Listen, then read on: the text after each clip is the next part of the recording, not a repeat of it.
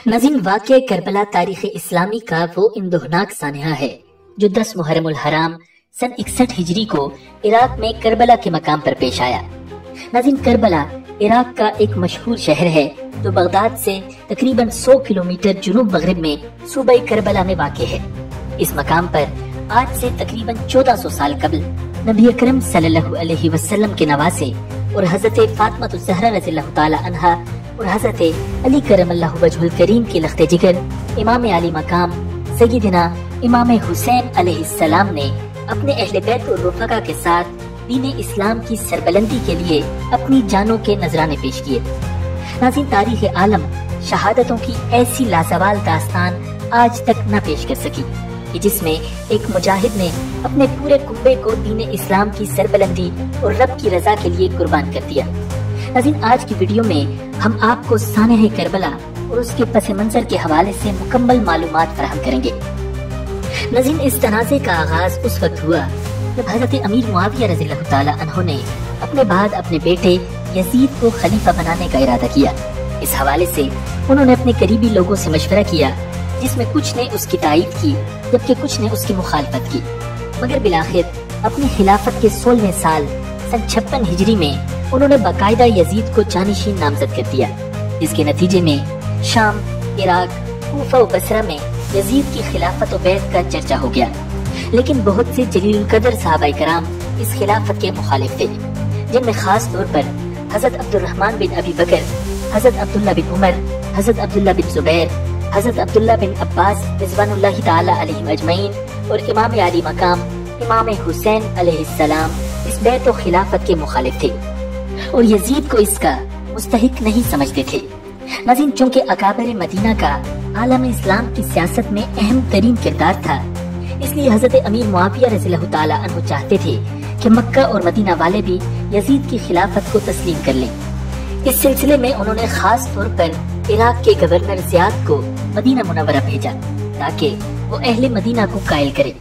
Ziyad ने तकरीर करके लोगों को हमनवा बनाने की कोशिश की, मगर हजरत अब्दुर्रहमान बिन अबी बकर रज़ियल्लाहु ताला अन्हु खड़े हो गए और बोले, ए बनु उमय्या, तुम हमारी 3 बातों में से किसी को इख्तियार कर लो। रसूलुल्लाह सल्लल्लाहु अलैहि वसल्लम की, हजरत अबू बकर सिद्दीक रज़ियल्लाहु ताला अन्हु की या हजरत उमर फारूक रज़ियल्लाहु ताला अन्हु की सुन्नत को ले लो। ये मामला उन सबको पेश आया था। उनमें से हर एक के घराने में इस मनसब के अहल मौजूद थे, मगर उन्होंने मामला मुसलमानों की जमात के सपुर्द कर दिया। तुम कैसरी निजाम लाना चाहते हो कि जब एक कैसर मरे तो दूसरा मुसल्लत हो जाए। नाज़रीन, हजरत अमीर मुआविया रज़ियल्लाहु ताला अन्हु ने कुछ मुद्दत बाद यही काम मरवान को सौंपा, जिसे सन 54 हिजरी में दूसरी बार मदीना का गवर्नर बनाया गया था। मरवान ने यजीद की वली अहदी के हक में दलील देते हुए कहा, ये हजरत अबू बकर रज़ियल्लाहु ताला अन्हु की सुन्नत राशिदा है। हजरत अब्दुर्रहमान बिन अबी बकर रज़ियल्लाहु ताला अन्हु ने फिर एतराज किया और कहा, ये कैसर हिरकल का तरीका है। अबू बकर रज़ियल्लाहु ताला अन्हु ने अपने घर और बरादरी को भी छोड़कर बनु अदी के एक शख्स हजरत उमर रज़ियल्लाहु ताला अन्हु को फकत ये देखकर मुंतखब किया कि वो इस काम का अहल है। नाज़रीन, हजरत अब्दुर्रहमान बिन अबी बकर रज़ियल्लाहु ताला अन्हु के अलावा हजरत अब्दुल्ला बिन उमर, हजरत अब्दुल्ला बिन जुबैर और हजरत इमाम हुसैन बिन अली रज़ियल्लाहु ताला अन्हुम ने भी यजीद की वली अहदी से बेरग़बती ज़ाहिर की। उम्मत के अफजल तरीन अफराद यानी अशरा मुबशरा के आखिरी 2 बुजुर्गों हजरत सईद बिन ज़ैद और हजरत साद बिन अबी वक्कास रज़ियल्लाहु ताला अन्हुमा की राय भी बहुत अहम थी, मगर उन दोनों बुजुर्गों ने बैत में कतन कोई दिलचस्पी न ली। मरवान खासी देर तक हजरत सईद बिन ज़ैद रज़ियल्लाहु ताला अन्हु का मुंतज़िर रहा। आखिर एक शामी सिपाही उन्हें बुलाने गया। उन्होंने अनकरीब आऊंगा कहकर बात टालने की कोशिश की। शामी सिपाही ने धमकी दी कि तुम चलो वरना तुम्हारी गर्दन मार दूंगा, मगर हजरत सईद बिन ज़ैद रज़ियल्लाहु ताला अन्हु मरूब न हुए और मरवान के पास न गए। इसी तरह हजरत साद बिन अबी वक्कास रज़ियल्लाहु ताला अन्हु भी गोशा नशीन रहे। नाज़रीन, हिजाज के आम मुसलमानों की नजरें अहले बैते अतहार पर लगी हुई थी, खुसूसन इमाम आली मकाम इमाम हुसैन अलैहिस्सलाम पर, जिनको वो वजह तौर पर हजरत अमीर मुआविया रज़ियल्लाहु ताला अन्हु के बाद खिलाफत का मुस्तहिक समझते थे। अहले हिजाज इस मामले में हजरत हुसैन अलैहिस्सलाम, हजरत अब्दुल्ला बिन उमर, हजरत अब्दुर्रहमान बिन अबी बकर حضرت عبداللہ بن زبیر اور حضرت عبداللہ بن عباس رضی اللہ تعالی عنہم کی رائے کے منتظر تھے۔ ناظرین، ان حضرات کے نزدیک یہ طریقہ کتاب و سنت کے خلاف تھا۔ دوسری بات یہ کہ ان حضرات کے سامنے یزید کے ذاتی حالات بھی اس خلافت کے مناسب نہ تھے، چنانچہ یہ حضرات آخری دم تک ڈٹے رہے۔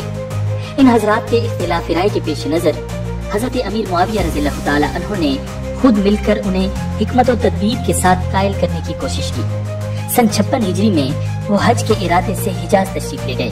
اس وقت تک حضرت سعید بن زید اور حضرت سعد بن ابی وقاص رضی اللہ تعالی عنہما دونوں وفات پا چکے تھے، اس لیے حضرت امیر معاویہ رضی اللہ تعالی عنہ کی توجہ دیگر حضرات کی طرف تھی، جن میں امام حسین علیہ السلام کے علاوہ حضرت عبداللہ بن عمر، حضرت عبداللہ بن زبیر اور حضرت عبد الرحمن بن ابی بکر رضی اللہ تعالی عنہم اہم ترین تھے، مگر یہ تینوں یزید کی بیعت سے بچنے کے لیے مسجد الحرام میں پناہ لینے مکہ روانہ ہو گئے۔ حضرت امیر معاویہ رضی اللہ تعالی عنہ بھی ان کے پیچھے مکہ پہنچے۔ حضرت عبداللہ بن عمر رضی اللہ تعالی عنہ سے ملاقات کی اور فرمایا، ابن عمر، آپ کہا کرتے تھے کہ آپ کو ایک رات بھی کسی حکمران کے بغیر گزارنا پسند نہیں، دیکھیے اب آپ کہیں کچھ ایسا نہ کر بیٹھیں کہ مسلمانوں میں انتشار اور فتنہ و فساد پیدا ہو جائے۔ انہوں نے جواب دیا، بیٹے گزشتہ خلفاء کے بھی تھے، آپ کا بیٹا ان سے بڑھ کر نہیں۔ انہوں نے اپنے بیٹوں کے لیے وہ نہ سوچا جو آپ اپنے بیٹے کے لیے سوچ چکے ہیں۔ جہاں تک مسلمانوں میں انتشار اور فساد پھیلانے کی بات ہے تو میں ایسا کرنے والا نہیں۔ جب لوگ ایک فیصلے پر متفق ہو جائیں گے تو میں بھی ان میں شامل ہو جاؤں گا۔ ناظرین، حضرت عبداللہ بن زبیر رضی اللہ تعالی عنہ سے گفتگو ہوئی تو انہوں نے کہا، ایک ہی وقت میں دو افراد کی بیعت کیسے ہو سکتی ہے؟ آپ خود ہی تو یہ حدیث روایت کرتے ہیں کہ جب دو خلیفوں کی بیعت ہو تو دوسرے کو قتل کر دیا جائے۔ امام علی مقام امام حسین علیہ السلام بھی اس فیصلے کے خلاف تھے۔ حضرت معاویہ رضی اللہ تعالی عنہ کی ان سے بھی گفتگو ہوئی مگر کوئی ایک دوسرے کو قائل نہ کر سکا۔ اس کے بعد حضرت معاویہ رضی اللہ تعالی عنہ ان حضرات کو ان کے حال پر چھوڑ کر شام تشریف لے گئے۔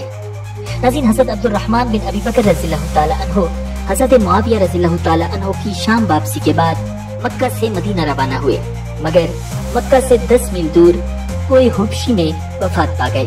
انہیں مکہ لے جا کر دفنا دیا گیا۔ ناظرین، ان کے علاوہ دیگر حضرات کو بھی یزید کی ولی عہدی پر تحفظات تھے۔ مثلا حضرت عمر بن حزم انصاری رضی اللہ تعالی عنہ نے مدینہ سے دمشق جا کر حضرت معاویہ رضی اللہ تعالی عنہ سے یزید کی ولی عہدی کے بارے میں صاف صاف باتیں کی۔ ان کا زور اس پر تھا کہ یزید کو ولی عہد نہ بنایا جائے۔ انہوں نے حضرت معاویہ رضی اللہ تعالی عنہ کو نبی اکرم صلی اللہ علیہ وسلم کی یہ حدیث سنائی، اللہ نے بندے کو جن کی ذمہ داری سونپی ہو ان کے بارے میں وہ قیامت کے دن اس سے ضرور پوچھے گا۔ یہ کہہ کر حضرت عمر بن حزم انصاری رضی اللہ تعالی عنہ نے فرمایا، معاویہ، میں آپ کو اللہ کا واسطہ دے کر کہتا ہوں کہ اچھی طرح سوچ لیں، اپنے بعد کس کو امت محمدیہ کا نگران بنا کر جا رہے ہیں۔ حضرت معاویہ رضی اللہ تعالی عنہ قیامت کے دن کی جواب دہی کے خیال سے سرد موسم میں بھی پسینہ پسینہ ہو گئے۔ پھر اللہ کی حمد و ثنا کر کے فرمایا، آپ خیر خواہ انسان ہیں، اپنی رائے کا اظہار کر دیا اور خوب کھل کر کیا۔ اصل میں بات یہ ہے کہ اس وقت یا تو میرا بیٹا موجود ہے یا دیگر صحابہ کے بیٹے، اور میرا بیٹا ان کے بیٹوں سے زیادہ اہل ہے۔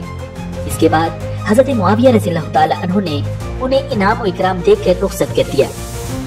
ناظرین، حالات یوں کے توں رہے اور وقت گزرتا رہا۔ پھر 4 رجب سن 60 ہجری کو حضرت امیر معاویہ رضی اللہ تعالی عنہ کا انتقال ہو گیا۔ آپ رضی اللہ تعالی عنہ نے 20 برس تک گورنری اور پھر 20 سال تک خلافت کی ذمہ داریاں انجام دی تھی۔ حضرت ضحاک بن قیس فہری رضی اللہ تعالی عنہ نے آپ کی نماز جنازہ پڑھائی اور آپ رضی اللہ تعالی عنہ دمشق ہی میں دفن ہوئے۔ ناظرین، حضرت امیر معاویہ رضی اللہ تعالی عنہ کا جانشین 34 سالہ یزید ان کی وفات کے وقت ہمس کے مضافاتی قلعے حوارین میں موجود تھا۔ اس سانے کی خبر سن کر وہ تیزی سے دارالخلافہ آیا۔ تب تک حضرت امیر معاویہ رضی اللہ تعالی عنہ کی تدفین بھی ہو چکی تھی۔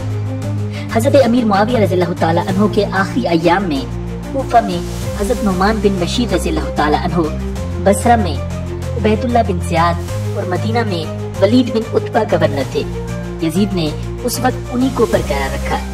تخت نشینی کے بعد اس نے پورے عالم اسلام میں हजरत अमीर मुआविया रज़ियल्लाहु ताला अन्हु की वफात की इत्तला और अपनी बैत खिलाफत के लिए कासिद और नुमाइंदे रवाना कर दिए। नाज़रीन, यजीद ने तख्त नशीन होने के बाद हजरत मुआविया रज़ियल्लाहु ताला अन्हु के आजाद करदा गुलाम हुज़ैफ को मदीना के गवर्नर वलीद बिन उतबा की तरफ ये हुक्म देकर भेजा कि वो इमाम हुसैन अलैहिस्सलाम और हजरत अब्दुल्ला बिन जुबैर रज़ियल्लाहु ताला अन्हु को फौरन अपने पास बुलवाए और उनसे बैत ले। यही कासिद हजरत मुआविया रज़ियल्लाहु ताला अन्हु की वफात की खबर भी लेकर जा रहा था। कासिद जब मदीना पहुंचा तो रात हो चुकी थी। उसने दरबान से इसरार करके गवर्नर वलीद बिन उतबा से फौरी मुलाकात की और ये अहम पैगाम दे दिया। वलीद बिन उतबा ने उसी वक्त पहले हजरत अब्दुल्ला बिन जुबैर रज़ियल्लाहु ताला अन्हु और फिर इमाम हुसैन अलैहिस्सलाम को कसरे इमारत में बुलवाया और बैत का मुतालबा किया। हजरत अब्दुल्ला बिन जुबैर रज़ियल्लाहु ताला अन्हु ने कहा, ना तो ये बैत का वक्त है और ना मुझसे आदमी यूं तन्हाई में बैत कर सकता है। आप कल मिंबर पर बैठकर बैत लें। इसी दौरान इमाम हुसैन अलैहिस्सलाम भी तशरीफ ले आए।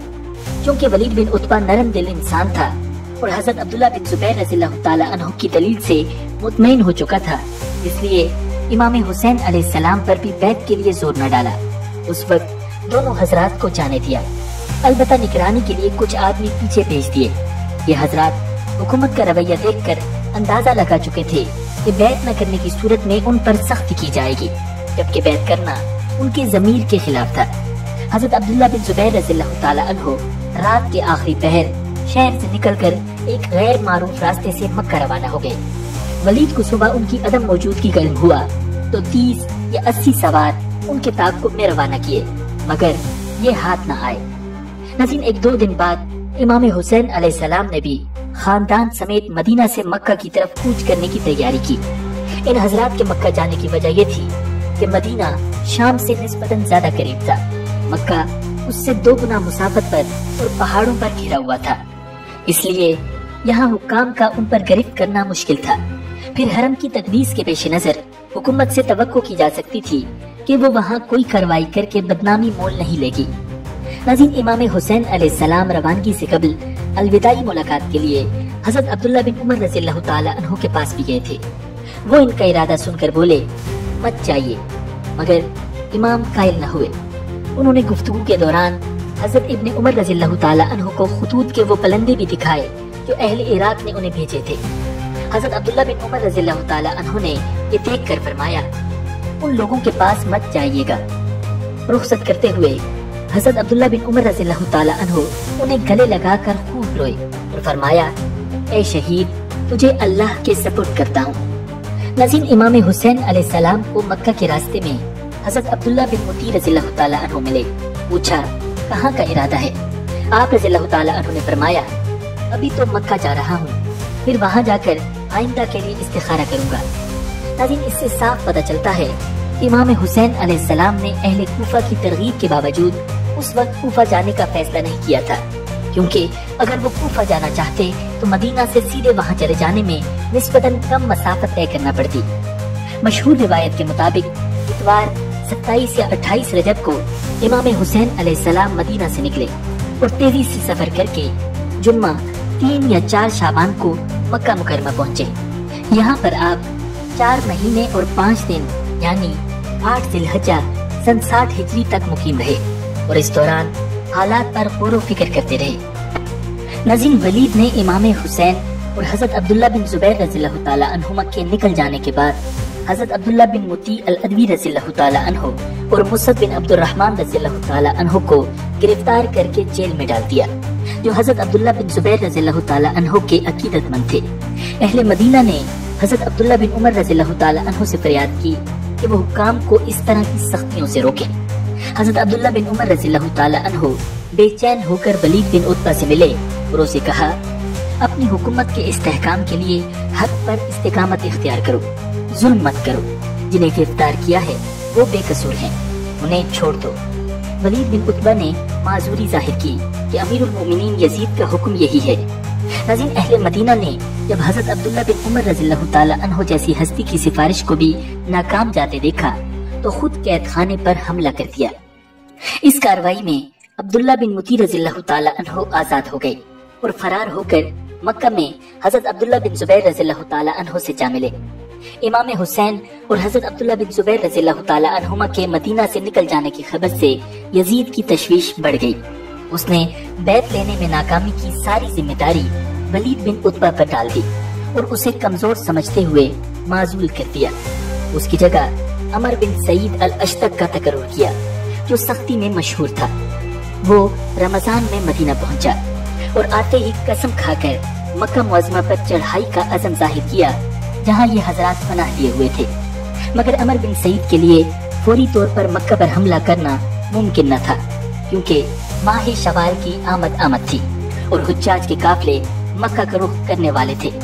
फर्जंदान तौहीद इस मुक़द्दस सरजमीन पर ऐसे मुबारक अय्याम में नबी अकरम सल्लल्लाहु अलैहि वसल्लम और सिद्दीक़ अकबर रज़ियल्लाहु ताला अन्हु के नवासों जैसी अजीम हस्तियों के खिलाफ कार्रवाई को कैसे बर्दाश्त कर सकते थे।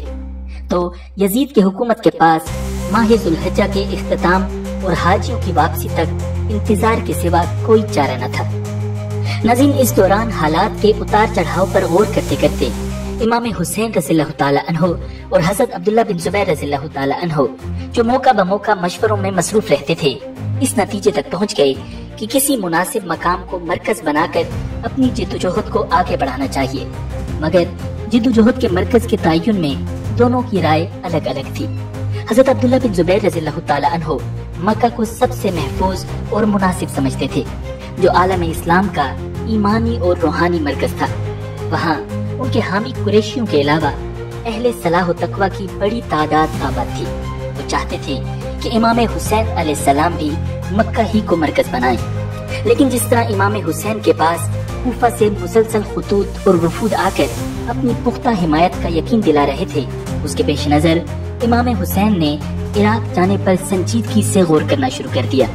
उसकी पहली वजह यह थी कि आपके नजदीक तहरीक में अवाम के जानो माल का तहफ़्फ़ुज़ बहुत अहम था। हिजाज की बनिस्बत इराक में अफरादी कुव्वत ज्यादा थी, इसलिए वहाँ कम नुकसान के साथ गलबे की उम्मीद की जा सकती थी। दूसरे, आपको अपनी जान से ज्यादा हरमैन का तकद्दुस अजीज था, इसीलिए आप फरमाया करते थे, अगर मैं कहीं और कत्ल कर दिया जाऊं तो ये मुझे पसंद है, मगर ये गवारा नहीं कि मेरी वजह से इस सरजमीन की अजमत पामाल हो। नाज़रीन, इस दौरान यजीद की जानिब से भी अपनी हुकूमत के क़याम और जगह जगह बैत खिलाफत लेने का सिलसिला जारी था। मुख्तलिफ शहरों में गवर्नरों ने लोगों से बैत ले ली थी। यजीद का नुमाइंदा बैत लेने जब हजरत अब्दुल्ला बिन अब्बास रज़ियल्लाहु ताला अन्हु के पास मक्का पहुंचा, तो उन्होंने हाज़रीन से कहा, अल्लाह की कसम, मुआविया अपने से पहले खुलाफा की तरह नहीं थे, मगर उनके बाद उन जैसा भी कोई नहीं आएगा। यकीनन उनका बेटा यजीद उनके नेक कुंबे का फर्द है, लिहाजा आप सब अपनी अपनी जगह आराम से बैठे रहिएगा। यजीद की बैत करके इताअत कीजिएगा। इसके बाद खुद भी बैत कर ली। नाज़रीन, हजरत अब्दुल्ला बिन उमर रज़ियल्लाहु ताला अन्हु का मौक़िफ़ ये था कि अगर सब लोग बैत कर लेंगे तो मैं भी कर लूंगा। इसीलिए जब उन्होंने देखा कि अक्सरियत ने बैत कर ली है, तो उन्हें यजीद की मुखालिफत में कामयाबी की उम्मीद के बजाय उम्मत के इख्तिलाफ का खतरा महसूस हुआ, लिहाजा उन्होंने भी बैत कर ली। नाज़रीन, इमाम हुसैन अलैहिस्सलाम और हजरत अब्दुल्ला बिन जुबैर रज़ियल्लाहु ताला अन्हु के मदीना से मक्का पहुंचने के 2 माह बाद शवाल में मौसम हज शुरू हो गया था। यूं अगले 3 महीनों में भी हाजियों के रश की वजह से यजीद की तरफ से इन हजरात के खिलाफ कोई कार्रवाई मुमकिन न थी। ताहम जो ही हाजी वापस हुए और यजीद की हुकूमत को संभाला मिला, तो सन 61 हिजरी में यजीद के गवर्नर अमर बिन सईद के 2000 सिपाहियों ने मक्का पर हमला कर दिया। हजरत अब्दुल्ला बिन जुबैर रज़ियल्लाहु ताला अन्हु ने मक्का के शहरियों की मदद से उन्हें मार भगाया। नाज़रीन, इमाम हुसैन अलैहिस्सलाम मक्का में ही थे कि यजीद ने हजरत अब्दुल्ला बिन अब्बास रज़ियल्लाहु ताला अन्हु को एक खत भेजा, जिसमें तहरीर था, हुसैन के पास मशरिक के लोग आकर उन्हें खिलाफत की उम्मीद दिला रहे हैं। आप हालात से बाखबर तजुर्बाकार इंसान हैं। अगर हुसैन ने ऐसा किया तो कराबतदारी के बंधन टूट जाएंगे। आप खानदान के बड़े और मुअज़्ज़ज़ आदमी हैं, उनको इस शोरिश पसंदी से रोकें।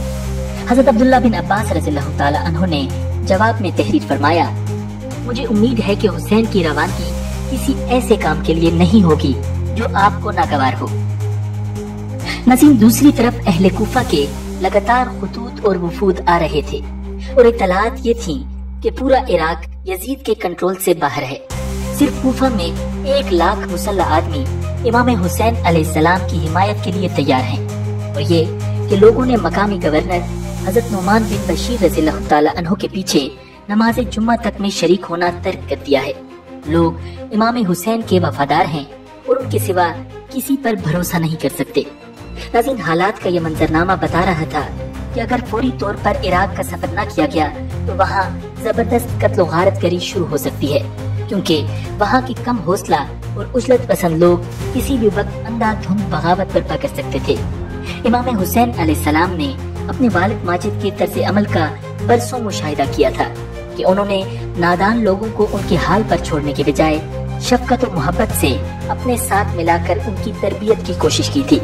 اس وقت ایسے ہزاروں عقیدت مند مضطرب و بے قرار ہو کر آپ علیہ السلام کو بلا رہے تھے، اور آپ کے سوا ایسا کوئی نہ تھا جو ان کے سر پر ہاتھ رکھ کر ان کی رہنمائی کرتا۔ اگر انہیں ان کے حال پر چھوڑ دیا جاتا تو ایک بے مقصد خانہ جنگی شروع ہو جاتی، اس لیے آپ علیہ السلام نے خطرہ مول لے کر عراق جانا ضروری سمجھا۔ ناظرین، اکابر حجاز اہل کوفہ کی تاریخ سے اچھی طرح واقف تھے، اس لیے جب سفر کا ارادہ کرتے ہوئے امام حسین علیہ السلام کے دیگر اکابر سے مشورے ہوئے تو سب نے کوفہ کو خطرناک قرار دے کر آپ کو حجاز ہی میں رہنے کا مشورہ دیا۔ ان خیر خواہوں میں حضرت عبداللہ بن زبیر رضی اللہ تعالی عنہ بھی تھے۔ انہیں جب آپ کا عزم معلوم ہوا تو بے اختیار بولے، آپ کہاں جائیں گے؟ ان لوگوں کے پاس جنہوں نے آپ کے والد کو قتل کیا، آپ کے بھائی کا ساتھ نہ دیا۔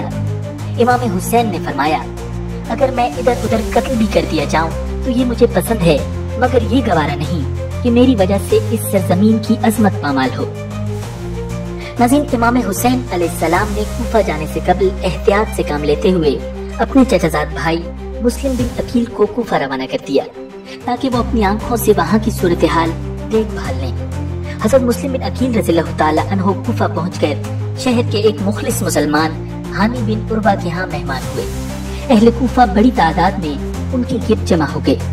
کوفہ کے گورنر نعمان بن بشیر رضی اللہ تعالی عنہ ایک عالم فاضل صحابی تھے۔ سن 2 ہجری میں پیدا ہوئے، 114 حدیثوں کے راوی اور بہترین خطیب تھے۔ حضرت مسلم بن عقیل کی آمد اور ان کی سرگرمیوں سے واقف ہونے کے باوجود حضرت نعمان بن بشیر رضی اللہ تعالی عنہ نے ان پر کوئی روک ٹوک نہ کی۔ کوفہ کے بعد سخت مزاج افسران نے حضرت نعمان بن بشیر رضی اللہ تعالی عنہ کی اس نرمی پر تنقید کی اور انہیں کمزوری کا طعنہ دیا، تو انہوں نے فرمایا، اللہ کی اطاعت کی حدود میں رہ کر کمزور کہلانا مجھے پسند ہے، مگر یہ گوارا نہیں کہ اللہ کی نافرمانی کر کے طاقتور کہلاؤں۔ ناظرین، ان حالات میں حضرت مسلم بن عقیل رضی اللہ تعالی عنہ نے حضرت امام حسین علیہ السلام کو یہ اطلاع دے دی کہ 12,000 افراد بیعت کر چکے ہیں، آپ تشریف لے آئیں۔ ناظرین، ایک روایت میں ہے کہ تمام کوفہ والے آپ کے ساتھ ہیں، آپ جو ہی میرا خط پڑھیں تشریف لے آئیے۔ یہ مراسلہ 11 ذی القعدہ سن 60 ہجری کو روانہ کیا گیا۔ ناظرین، حضرت مسلم بن عقیل رضی اللہ تعالی عنہ کا مراسلہ پہنچنے میں 3-4 ہفتے لگے، اور اس دوران کوفہ کے حالات خاصے بدل گئے، جن سے امام حسین علیہ السلام بے خبر رہے۔ ہوا یہ کہ کوفہ کے بعض شدت پسند لوگوں نے حضرت مسلم بن عقیل رضی اللہ تعالی عنہ کے بارے میں گورنر حضرت نعمان بن بشیر رضی اللہ تعالی عنہ کی نرمی کو سخت ناپسند کیا۔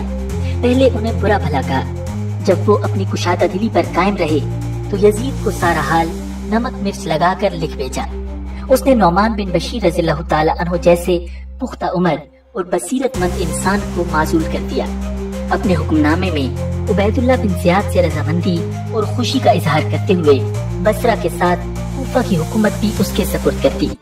ساتھ ہی حکم دیا کہ مسلم بن عقیل کو تلاش کرو، مل جائیں تو قتل کر ڈالو۔ عبید اللہ بن زیاد یزید کا حکم ملتے ہی بصرہ سے سیدھا کوفہ پہنچ گیا۔ مسلم بن عقیل اس وقت شہر کے ایک ممتاز سرکاری امیر ہانی بن عروہ کے ہاں قیام پذیر تھے۔ عبید اللہ بن زیاد کو خبر مل گئی، اس نے ہانی کو بلا کر پوچھ گچھ کی۔ جب انہوں نے مسلم بن عقیل کا پتہ نہ بتایا تو سخت زد و کوب کے بعد قلعے میں بند کر دیا۔ ناظرین، اس کے بعد ایک ایسا واقعہ ہوا جس نے حالات کا رخ بالکل موڑ دیا۔ حضرت مسلم بن عقیل اپنے میزبان ہانی بن عروہ کو چھڑانے کے لیے 4000 مسلح افراد کے ساتھ میدان میں آ گئے۔ جب اس مجمع کو لے کر وہ قصر عمارت کی طرف بڑھے تو شروع میں عبید اللہ بن زیاد خوف زدہ ہو گیا، मगर जल्द ही अहले कूफा की पुरानी सरिश्त का एक बार फिर इजहार हुआ। मुस्लिम बिन अकील अभी आगे बढ़ रहे थे कि 30-30, 40-40 अफराद उनका साथ छोड़कर दाएं बाएं निकलने वाली गलियों में फरार होते चले गए। यहाँ तक कि जब मुस्लिम बिन अकील उबैदुल्लाह बिन ज़ियाद के मुकाबले में आए तो गिनती के चंद लोग उनके साथ रह गए थे। जो 40-50 अफराद मुस्लिम बिन अकील के साथ रह गए थे, उनकी अक्सरियत को उबैदुल्लाह बिन ज़ियाद ने चालाकी और धौंस से काम लेते हुए मैदान से हटा दिया। इसके बाद मुस्लिम बिन अकील को गिरफ्तार करने के लिए सिपाहियों को आगे बढ़ाया। इस झड़प में मुस्लिम बिन अकील जख्मी होकर तारीकी में फरार हो गए। उस वक्त हालत ये थी कि शहर की गलियों का रास्ता बताने के लिए कोई एक फर्द भी साथ न था। खानवादा बनी हाशिम का ये चश्मोचराग जख्मी हालत में भूखा प्यासा अकेला कूफा की गलियों में भटकता रहा। आखिर एक खातून ने पानी पिलाया और ये जानकर कि वो मुस्लिम बिन अकील हैं, पनाह दे दी। मगर उस औरत का बेटा उबैदुल्लाह बिन ज़ियाद के दस्तराज मोहम्मद बिन अशस का साथी था। उसने मुखबरी कर दी। मुस्लिम बिन अकील इस घर से गिरफ्तार कर लिए गए। उबैदुल्लाह बिन ज़ियाद ने उन्हें बड़ी बेदर्दी से कत्ल करके लाश महल की छत से नीचे फेंकवा दी। हानी बिन उर्वा को भी कत्ल कर दिया गया। नाज़रीन, इमाम हुसैन अलैहिस्सलाम इन हालात से बेखबर थे। हजरत मुस्लिम बिन अकील की इत्मीनान दही पर आप अलैहिस्सलाम ने अहलो अयाल समेत कूफा जाने की तैयारी कर ली थी।